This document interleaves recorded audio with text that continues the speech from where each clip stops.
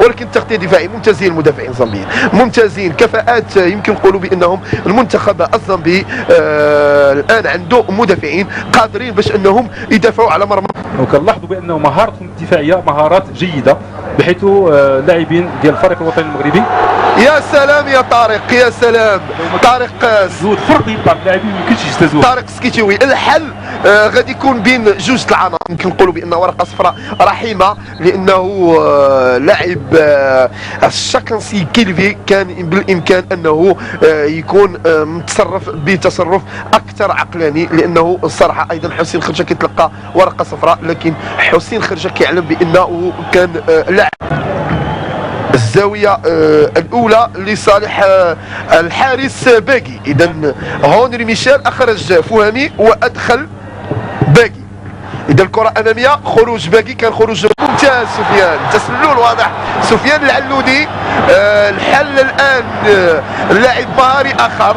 اذا بعد طارق السكيتوي هناك ايضا اللي كان قد صوت اول ممتاز من المهارات. الان سفيان العلودي في اول لمسه ديالو لاعب يمكن نقولوا بانه المكسب الحقيقي لنادي عين الاماراتي اللي احسن في مساله ضم اللاعب. اذا شاهدوا بالفعل كان هناك تسلل. حجي ممتاز حجي، ولكن ايضا يمكن نقولوا بان حتى سفيان العلودي كانت عنده الرؤيه وكانت عنده ايضا التمريره اللي عطات الاكل ديالها. اذا شاهدوا الاعاده. لاعب دائما تيبحث على خلق المثلثات مع الثنائيات الان كتلقاو ميشيل، الثنائي ديال اليمين. ضربة جزاء الجميع هنا لا يحررونها، ليس هناك ضغط، والحمد لله هذه مقابلة ودية، ولكن لتعم الفرحة لهذه الجماهير الحاضرة هنا إلى مركب مدينة فاس وتحتفل بالأسود في أحلى يوم، في أحلى عرس، ونتمنى أن هذه الأجواء تعاد مرة أخرى ومرة أخرى، وأن تكون كذلك أجواء الكأس الأفريقية القادمة. إذا الآن الحلم ديال الطريق تسجيل الهدف. إذا الكل الآن يقول طريق هدف، مبروك لتضييعه. لا امير بطي ما خصوش يلعب مثل هذه الكرات، لان مثل الكرات وايضا البحث عن المراوغات الزائده يمكن ايضا تخلق فرصه. طلال القرقوري كتمرر بتغطيه طلال القرقوري ما تمكنش منها. هذا فيليكس او هذا اللاعب ينتصر بمهارته في الكرة، ولكن بذكائه وفطنته.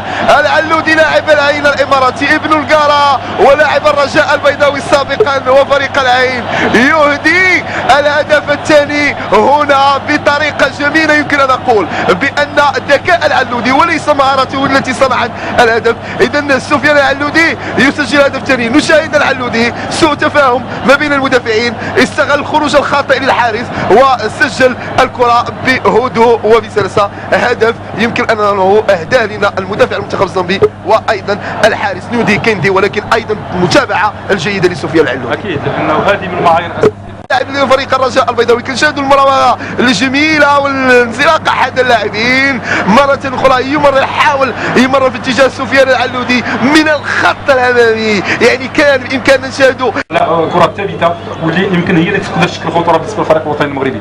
فاظن بانه الفريق هو الايقاع مرتفع الى اخر دقيقه، وهذا اللي يمكن الميزه اللي يمكن ان نعطيه الفريق الوطني المغربي، لانه لاحظنا بانه اولا نتيجه ايجابيه هي الانتصار.